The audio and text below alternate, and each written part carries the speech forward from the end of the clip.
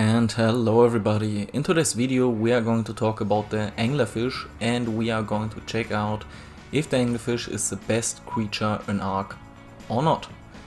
For that we are going to give it points for 3 different categories. These are Taming, Breeding and PvP value. Without further talking, let's jump right in and begin with Taming. For that we first off have to talk about the spawns. You can find the anglerfish on every map in Ark except for Extinction and Scorched Earth. On all the other maps the anglerfish got quite a lot of spawns, but you have to look a little bit for them, and also mostly they are spawning in the ocean, where also are a lot of dangerous dinos which can make the tame quite difficult, but there are 2 really good spawns and for taming it really easily, and these are the Centaur in the underworld cave where I am right now, and then Aberration. So for the spawns we are going to give it 3 out of 5 points. You also need to make a good amount of preparation before you are going to tame one, because it's highly recommended to bring a dino gate trap like I did here, and you also need a good amount of narcotics, and you also should bring kibble or cooked lamb chop or raw mutton, because you are not going to be able to leave the tame alone to hunt for raw prime meat after you knocked it out, and otherwise if you bring raw prime meat it's just going to spoil. So definitely go for kibble, cooked lamb chop or raw mutton.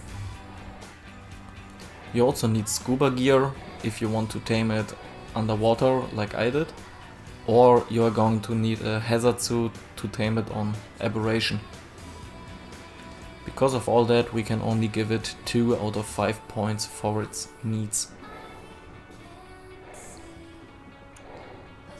The amount of time you need to tame it is not that much, to be honest. I also prefer to go for like level 50 anglerfish and not completely high level ones, because there is not that much of a difference with his farming ability. But we will talk about this later and I will also show it to you later. So for the time we're going to give it 2 out of 5 points. Because you can't really leave it after you knocked it out, you have to stay with it, and you can't really do anything productive while you are taming it. But it only takes you like 50 minutes with cooked lamb chop for a level 50 anglerfish, and only 20 minutes if you are able to bring kibble. The last thing to talk about is the difficulty. Here we are going to give it 3 out of 5 points, because it's actually quite easy if you know how to do it and if you prepare enough for it. But there is a 19% chance to kill it if you try to knock it out with a crossbow, so this makes it a little bit more difficult. But if you bring a harpoon launcher with the knocked out harpoon gun ammo, I don't exactly know the name of the item because I never use it, you don't have any chance of killing it with that. But yeah, 3 out of 5 points for the difficulty. And with that we reached a total score of 15 out of 25 points for taming the anglerfish. Good, next off let's talk about the breeding. The anglerfish lays underwater eggs, which makes it really easy, because the eggs just have to be underwater, and after a time they will hatch and you don't need an egg incubator or anything else. So we're going to give it 5 out of 5 points for the hatching. To raise the babies you only need meat. Still we prefer berries over meat, so we can only give it 4 out of 5 points for the food. Another nice thing about them is that you don't have to breed them on good stats that badly. It's nice to have one with really high melee damage, but as I already said, it's not going to make that much of a difference with its farming ability if you have one with amazingly high melee and another one with just normal melee damage. So 5 out of 5 points, because you don't need to breed them that much on different stats.